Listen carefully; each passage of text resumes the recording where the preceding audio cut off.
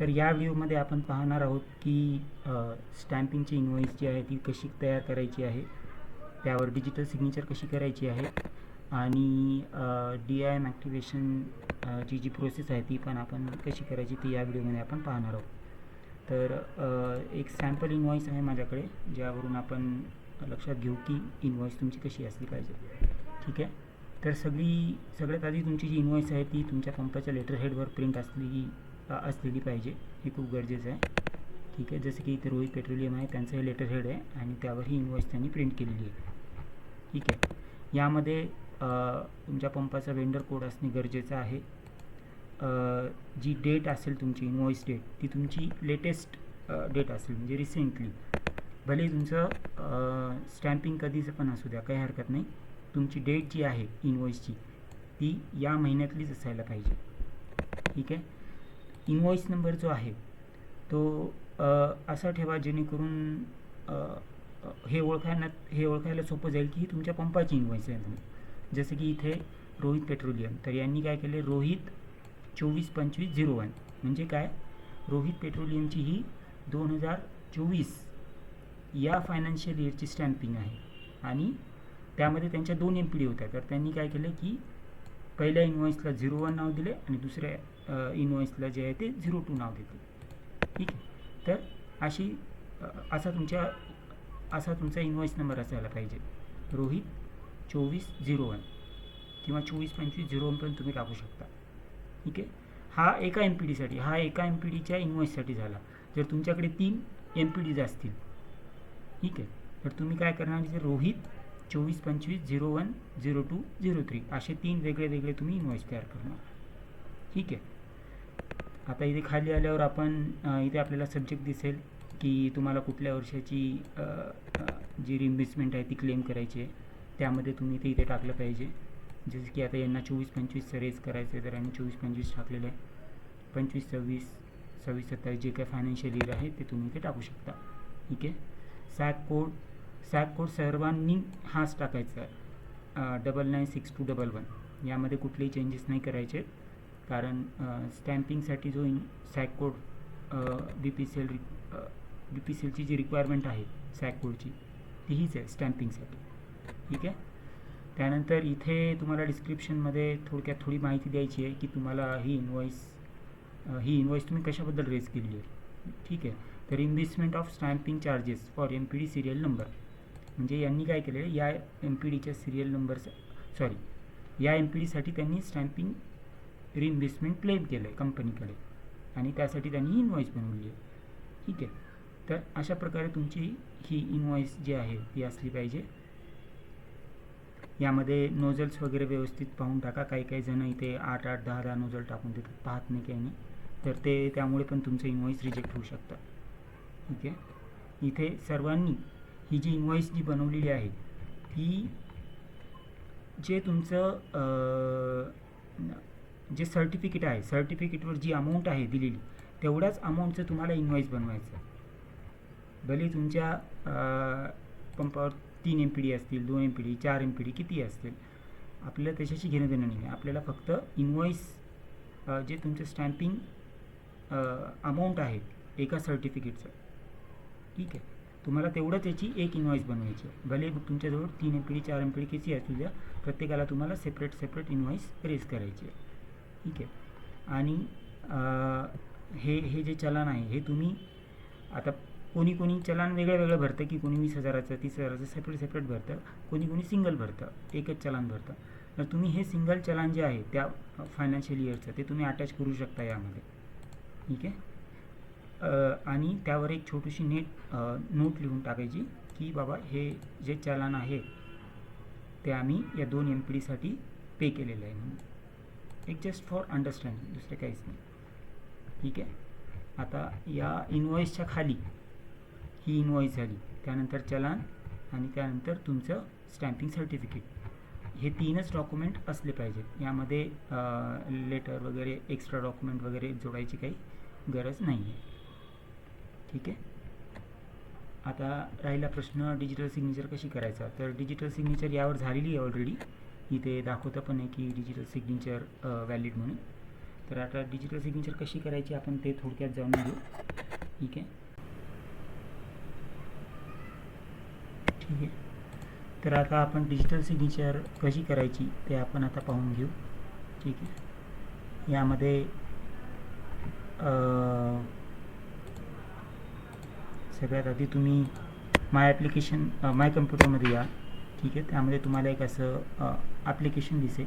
आता हे ॲप्लिकेशन जे आहे ते डिजिटल सिग्नेचरचं जे पेनड्राईव्ह असतं ते तुम्ही जर तुमच्या लॅपटॉपला किंवा कम्प्युटरला अटॅच केलं त्यानंतर तुम्हाला हे दिसेल ऑप्शन.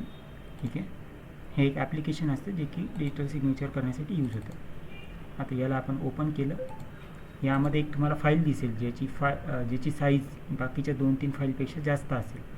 ठीक आहे. तर तेच ॲप्लिकेशन तुम्हाला इन्स्टॉल करायचं यामध्ये.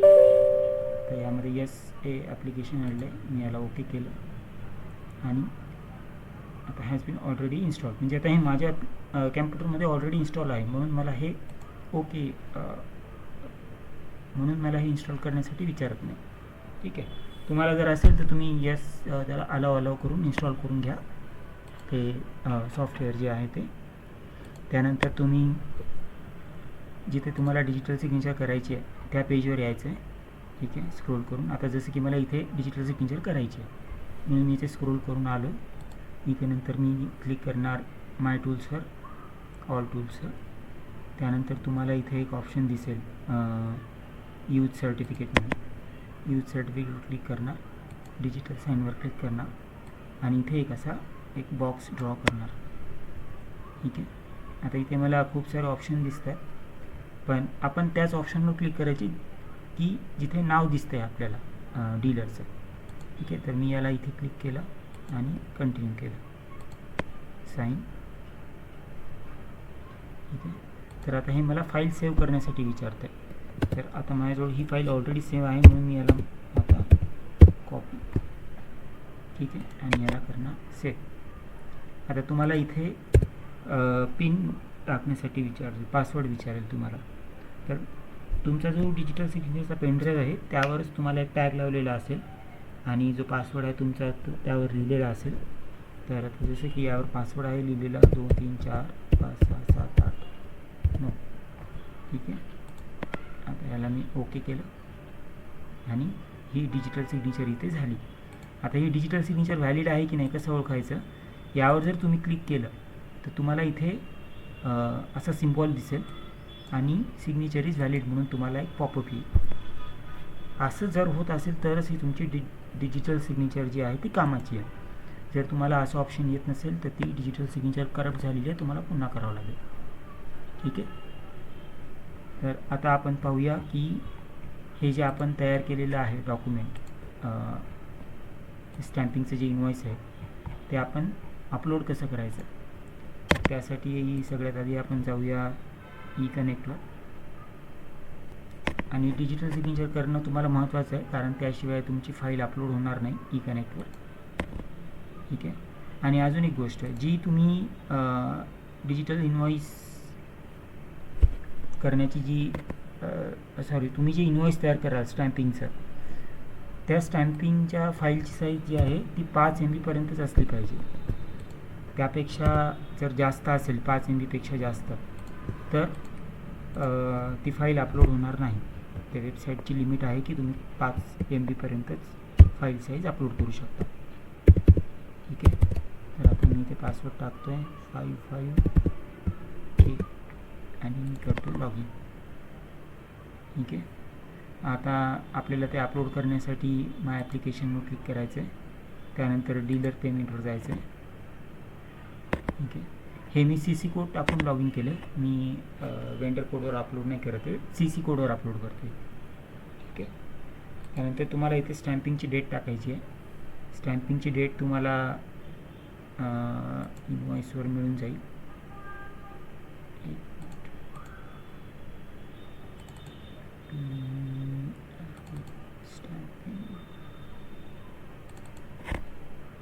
ठीक आहे.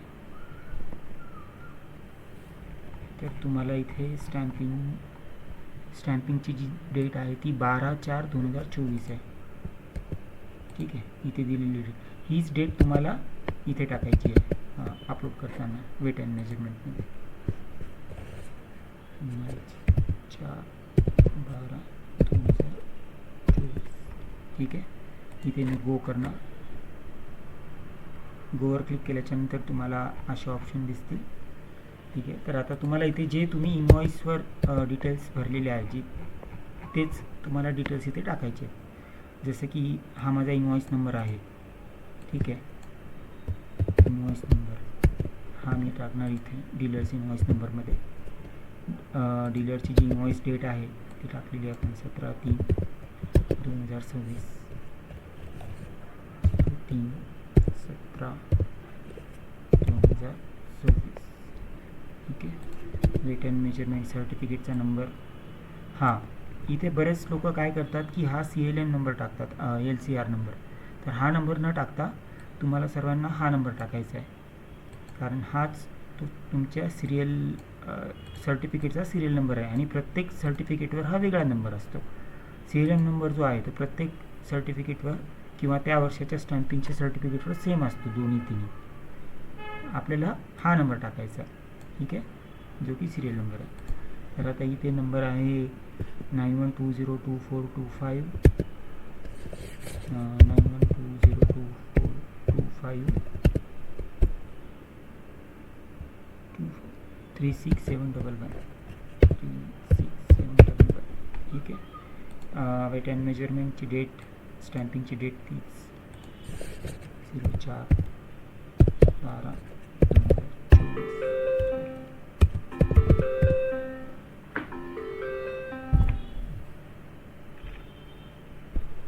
ठीक आहे. त्यानंतर तुम्हाला इथे हा जो वेंडर कोड आहे तो तुम्हाला इथे क्लिक करायचा आहे. ठीक आहे. त्यानंतर आता आपल्याला इथे आता यांच्याकडे 3 MPDs आहेत म्हणून आपल्याला इथे 3 दिसत आहेत. कोणाकडे 2 असतील त्यांना 2 दिसतील, कोणाकडे 4 असतील त्यांना 4 दिसतील. ठीक आहे. तर ही जी आपण इनवॉइस रेज केलेली आहे ती कुठल्या MPDची आहे तीच आपल्याला सिलेक्ट करायची आहे इथे MPD. जसं की मी जी इनवॉइस ही जी अपलोड करतो आहे ती या MPDची आहे. तर मी ते याला क्लिक करणार. त्या 4 नोजलची स्टॅम्पिंग झाली. त्यानंतर आपण टॅप करून पुढे जाणार. इथे सर्वांनी जी इनवॉइस अमाऊंट आहे तीच टाकायची आहे. यामध्ये ॲडिशनल चार्जेस ॲड नाही करायचे. ठीक आहे. ॲडिशनल चार्जेस मे बी तुम्हाला क्लेम नाही करता येणार कंपनीच्या रूलनुसार. तर तुमची जी स्टॅम्पिंगची ॲक्च्युअल अमाऊंट आहे तीच तुम्हाला इथे टाकायची आहे. ठीक आहे. त्यानंतर तुम्हाला इथे ओके करायचं आहे. आता इथे चूज माय फाईलवर जायचं आहे. पहा इथे यांनी सांगितलेलं आहे की 5 MBच्या खालीच तुम्हाला जी PDF फाईल आहे ती प्रिपेअर करायची आहे. ठीक आहे. त्यावर मी चूज माय फाईलवर क्लिक करणार. यामध्ये मी जाणार रोहित पेट्रोलियम आणि ही जी आपण ही केली होती आणि याला ओपन क्लिक करणार. आता इथे नाव आले म्हणजे तुमची फाईल इथे अपलोड झालेली आहे. ठीक आहे. इथे मी सबमिटवर क्लिक केलं ही फाईल जी आहे ती आपली सबमिट होऊन जाईल. आता अपलोड करताना तुम्ही इनवॉइस अपलोड करताना सगळ्यात आधी तुम्हाला 2024ची जी स्टॅम्पिंग झालेली आहे तुमची ती अपलोड करायची आहे. ठीक आहे. त्यानंतर 2025ची, त्यानंतर 2026ची. तर आधी जर तुम्ही 2025ची जर अपलोड केली तर तुम्हाला 2024ची अपलोड नाही करता येणार. ठीक आहे. जर तुम्ही आधी 26ची अपलोड केली तर तुम्हाला 25 आणि 24ची अपलोड नाही करता येणार.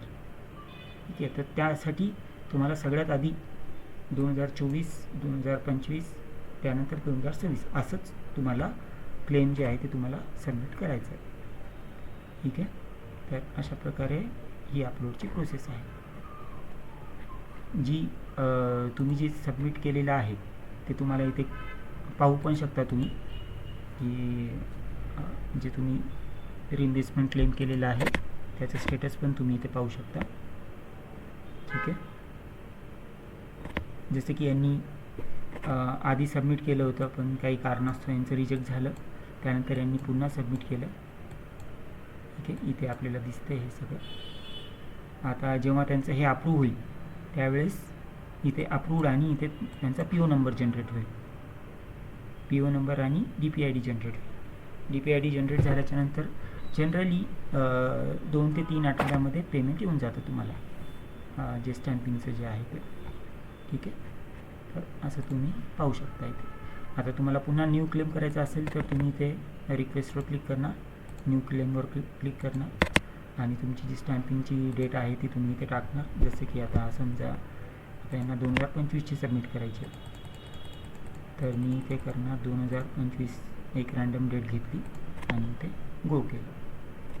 ठीक आहे, सेम पुन्हा तुम्हाला इथे डीलर इनवॉइस नंबर टाकायचा आहे, डीलर इनवॉइस डेट टाकायची आहे, सर्टिफिकेटचा number, weight and measurement date आणि इथे तुम्हाला क्लिक करून आता तुम्हाला दुसऱ्या MPDसाठी अपलोड करायची आहे. ठीक आहे, आपण आधी ऑलरेडी ही केलेली आहे, तर आता आपण इथे क्लिक करायचं, इथे 4 नोजल टाकून अपलोड करायचं. तसंच आपण तिसरं इनवॉइस अपलोड करताना हे सिलेक्ट करायचं. ठीक आहे, आणि इथे फाईल चूज करून सबमिट करायचं. ठीक आहे, चला.